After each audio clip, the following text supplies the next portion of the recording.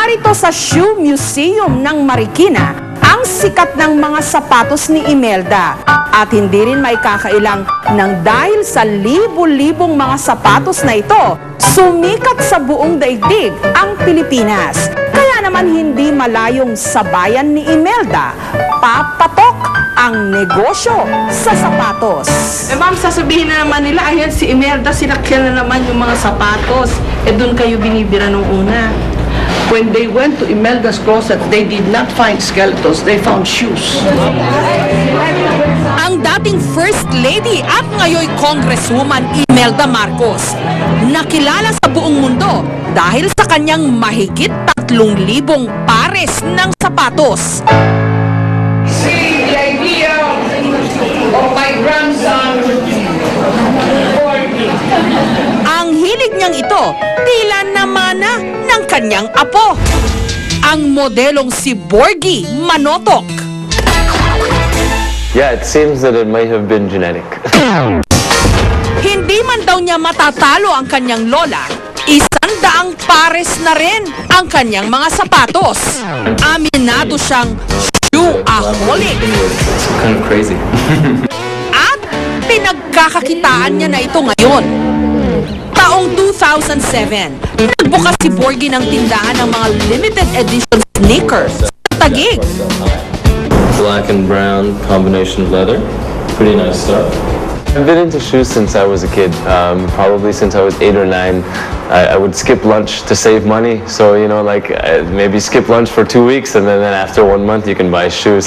Ang mga ibinibentang sapatos ni Borgie, lahat imported mula 2,750 pesos hanggang 11,000 pesos. Malaking bentahe raw na limited edition ang kanyang mga paninda. The idea is if you buy here, you're not gonna walk out and see everybody wearing the same shoes. Para makumpleto ang forma, dapat mula damit hanggang sapatos, terno.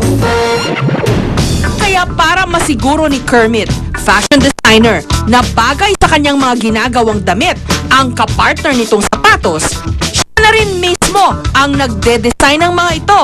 Nagko-conceptualize ako according to my mood and according to the context ng nakikita ko o nare-research ko. So basically, doon nag-grow yung design or doon nagde-develop. Tapos naghahanap na lang ako ng materials na feasible doon sa design na yun. Ang mga ginagawang sapatos ni Kermit, puro out of the box. Kakaiba.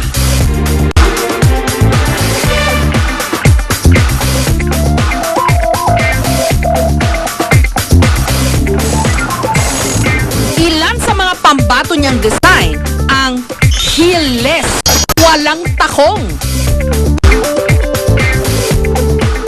At ang skull heels, takong na may design na bungo. Meron pang takong na ang taas 10 inches.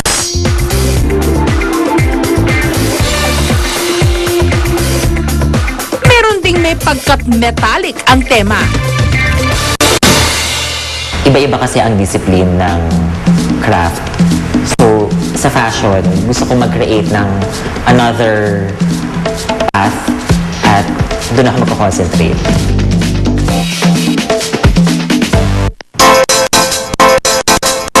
Made to order lahat ng kanyang mga ibinibentang sapatos.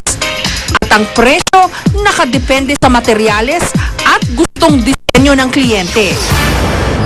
Ang ilan sa kanyang mga gawang sapatos na irampa na sa iba't ibang fashion shows, na ilathala na rin sa mga high fashion magazine. Mga tiga-showbiz daw ang kadalasan niyang suki.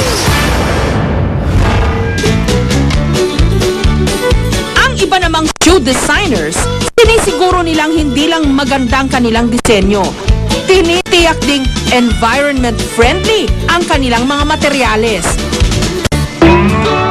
Ang magkakaibigang Jordan, Benz at Dave, ang school project nila sa University of San Carlos sa Cebu, noong kumukuha pa sila ng fine arts, naisipan nilang seryosohin at gawing negosyo. We found out that Philippine footwear industry is yung nakatrend sa Western, so we have to make a product that is merong Philippine identity. Una munang gagawa ng padron o pattern ng sapatos.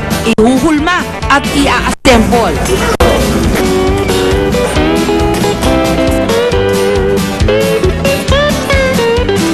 Meron din silang mga hand-painted shoes.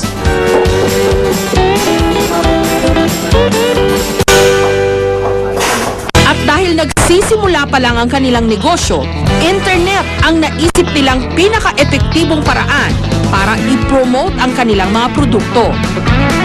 Pagka-picture sa mga sapatos, ina-upload ito sa kanilang website.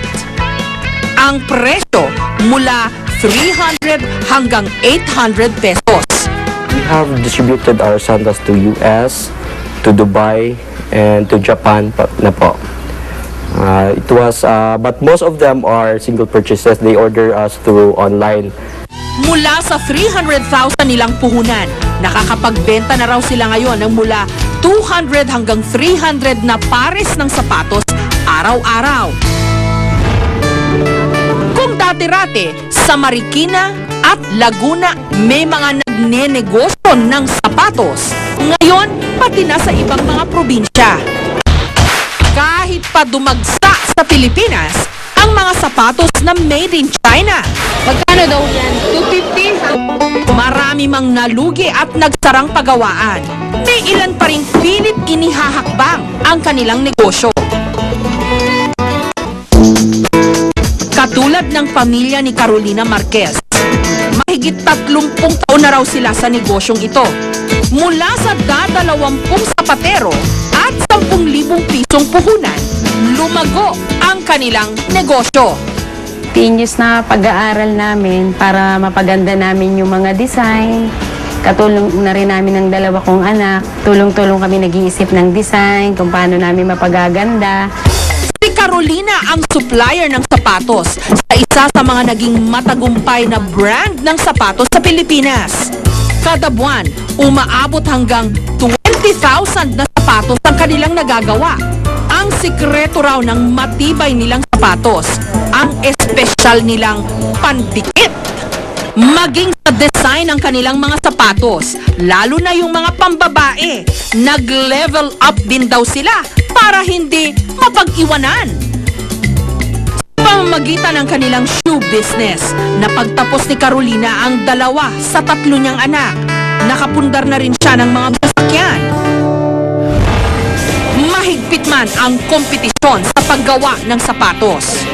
Hindi nagpapatalo ang ating mga sapatero at shoe designers. Hindi sila papaapak, hindi pahuhuli. Mga produkto at disenyo na magpapatunay. Kayang-kaya natin silang sapatusin.